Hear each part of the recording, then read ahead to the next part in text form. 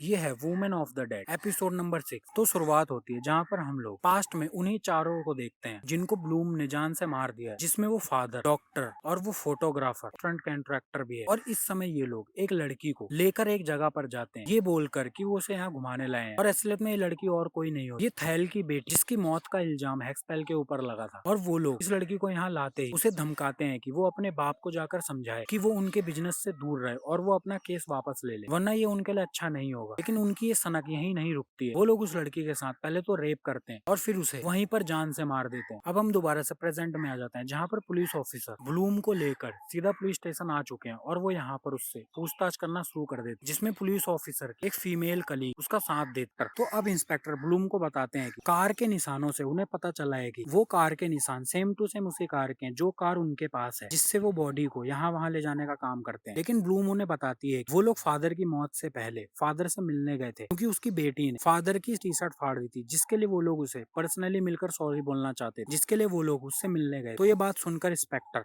अपने एक आदमी को ब्लूम की बेटी के पास जाकर उससे ये बात कंफर्म करने के लिए बोलता है। इसके बाद इंस्पेक्टर दूसरा सबूत दिखाता है, जिसमें वो एडविन की वही फोटो दिखाता है जो उन लोगों के एडविन के क्लाउड से मिली है, जिसमें ब्लूम की फोटोज होती है। तो अब ब्लूम बदले में उनसे पूछती है क्या अभी तक किसी ने एडविन की गुमशुदा होने की कंप्लेंट लिखवाई है। इसके जवाब में इंस्पेक्टर बोलता नहीं। तो इसका मतलब वो लोग अभी एडविन के बारे में जांच पड़ताल नहीं कर सकते हैं, क्योंकि अगर एडविन की अभी तक कोई कंप्लेंट ही नहीं लिखी गई है तो किस बिना पर वो लोग उससे जांच पड़ताल कर सकते हैं। तो इसके बाद वो इंस्पेक्टर ब्लूम से पूछता है कि फादर की मौत की रात वो कहाँ पर थी। तो इसी टाइम पर वहाँ पर पुलिस ऑफिसर मसीमो आके बताता है उस रात वो उसके साथ थी, क्योंकि असलियत में ब्लूम ने फादर को मारने के बाद एक बार में गई थी जहाँ पर उसे मसीमो मिल गया था और उन दोनों ने एक साथ बैठकर काफी सारी ड्रिंक करी। तो वो सच में ही उस रात एक साथ थे। और इसी के बाद वो आदमी भी आ जाता है जिसे इंस्पेक्टर ने ब्लूम की बेटी के पास ये बात कंफर्म करने भेजा था कि क्या वो लोग उस रात फादर से मिलने गए। जिसके बाद वो आदमी उन्हें बताता है कि हाँ वो लोग गए थे वहाँ और ये बात कंफर्म हो जाती है। तो अब इंस्पेक्टर की बोलती बंद हो जाती है, जिसके बाद ब्लूम वहाँ से चुपचाप चली जाती है और इंस्पेक्टर खाली हाथ बैठा रह जाता है। अब पुलिस स्टेशन से बाहर आते ही मसीमो ब्लूम को अपनी शादी वाली बात बताता है कि उसकी वाइफ उसे छोड़कर चली गई है और अब वो अकेला है। तो वो उसे आज रात डिनर पर बुलाता है अपने घर, जिसके लिए वो भी हाँ कर देती है, क्योंकि अभी अभी मसीमो ने उसका साथ दिया था। लेकिन इसके बाद जब मसीमो दोबारा से पुलिस स्टेशन जाता है तो उसके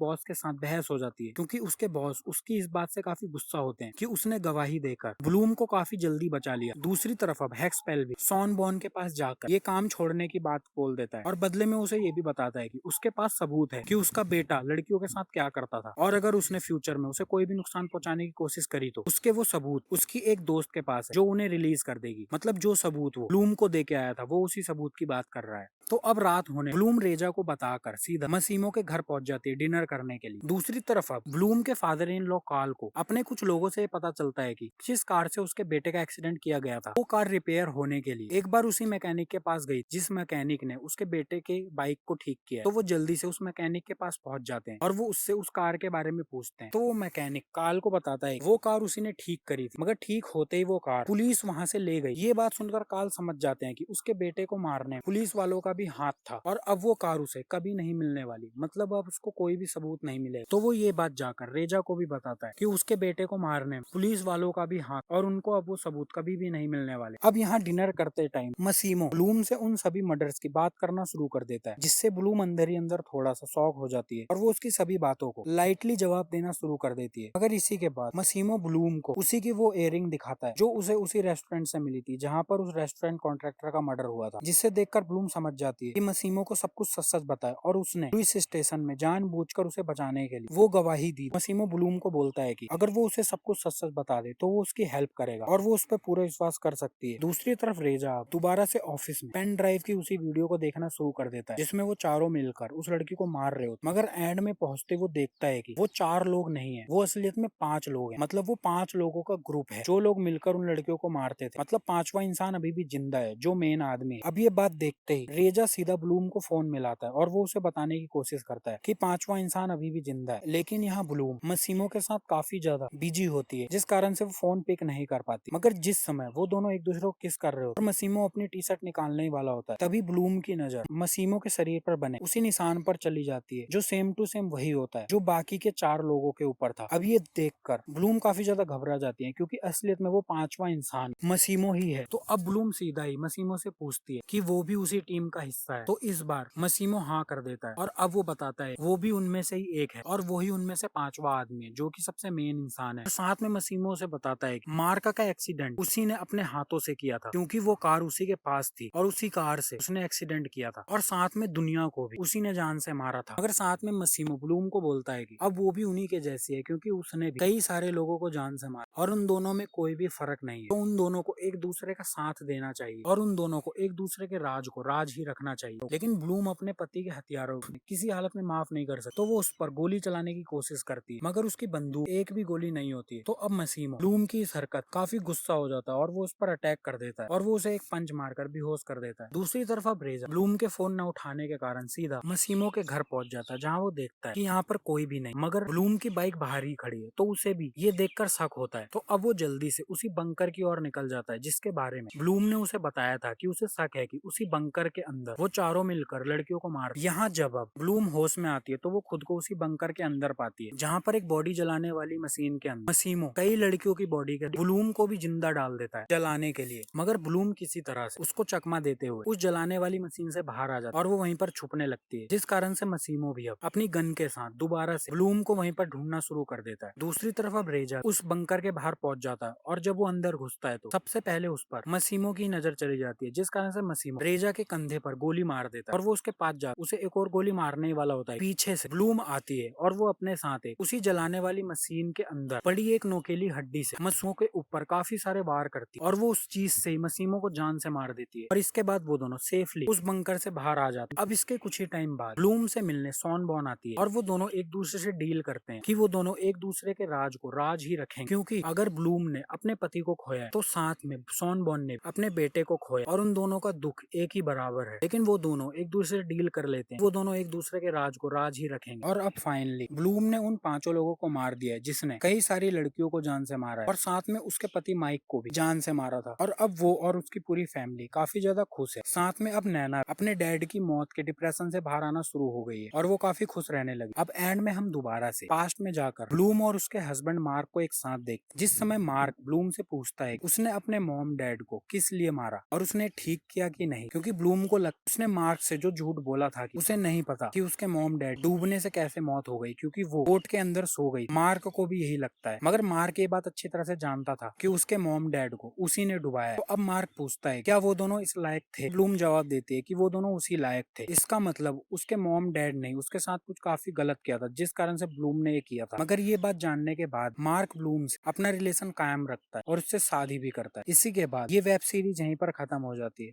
धन्यवाद।